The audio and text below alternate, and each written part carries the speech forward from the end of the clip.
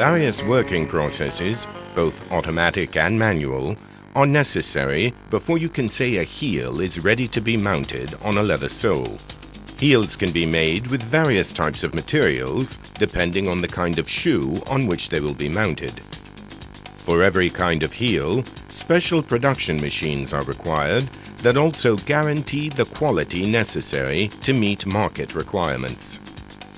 Leather heels require a special preparation, as the leather must be first cut and given the right thickness to obtain the desired height. Each part must be glued, and the heel is then rebuilt, thus obtaining a single block that will be used for subsequent processes such as the pressing, trimming, etc. The Tepal Business Group, located in San Miniato Basso, Pisa, Italy, has designed this line of machinery that allows a considerable reduction in some of the steps necessary for making leather heels. The working cycle begins after the cutting phase, that is, when the foils, this is what the pieces of cut leather are usually called, are put into a traveling two-station sucker feeder. This machine has been designed so that the operator can load the empty station while the other station is in operation, without stopping the working cycle.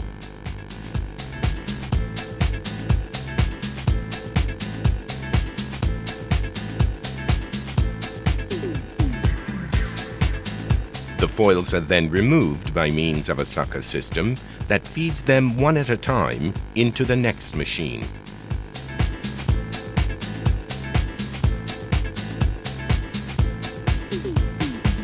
The next operation is thickness measurement, performed by the sorting machine that measures the thickness of each foil. The foils are then pushed, according to their thickness, into one of the 10 containers in front of the operator. The required height of the heel and related tolerance are entered on the keyboard. The tolerance, set in tenths of a millimeter, is the amount by which you wish to diverge from the required size.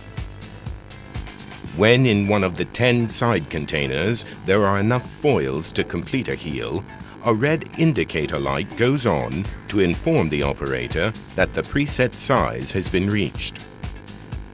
All the operator has to do now is take the pile of foils and reset the container to 0 by pressing the lit indicator light. The container is now ready to be filled again. The foils that are not yet needed for making the heel are pushed into a container situated beside the machine. The pile of foils forming the heel can be placed on any point of the belt situated in front of the operator.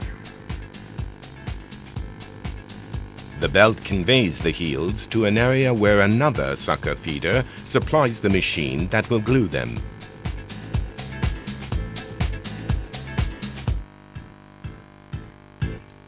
Once the heels reach the fixed stop, they are centered by the side stops and a rotating brush device. The feeder lifts each foil forming the heel and lays it on a new belt that conveys it through the rollers of the gluing machine. This operation is fully automated. The machine moves the gluing rollers automatically in order to glue all the foils making up the heel in the right sequence and on the right side.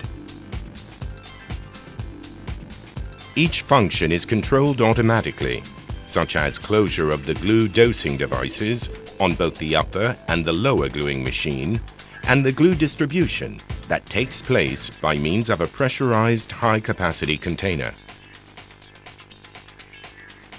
On exit from the rollers, a forked collector is ready to receive the foils that are placed one on top of the other and then onto a metal slat belt.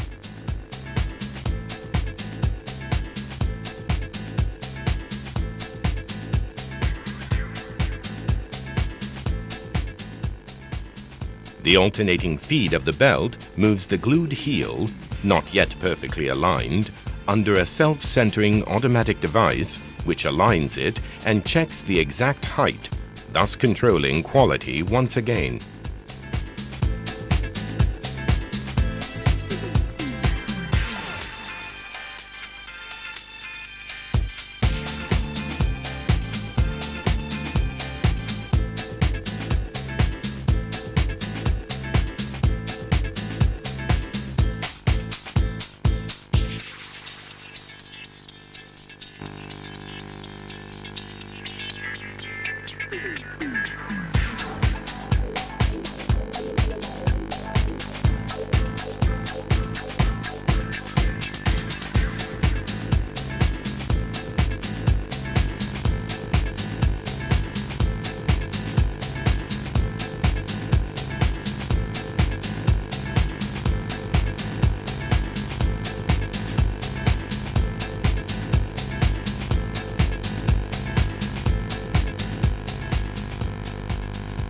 The fully formed heel is then conveyed along the drying belt through an air intake tunnel.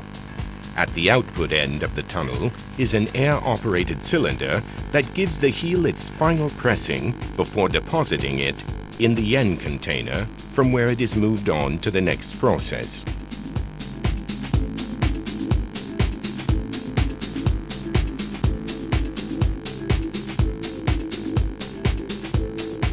The whole line described here can produce from 250 to 260 pairs of heels per hour. It does not require specialized personnel to operate it. A brief explanation by our technicians at the time of installation is sufficient.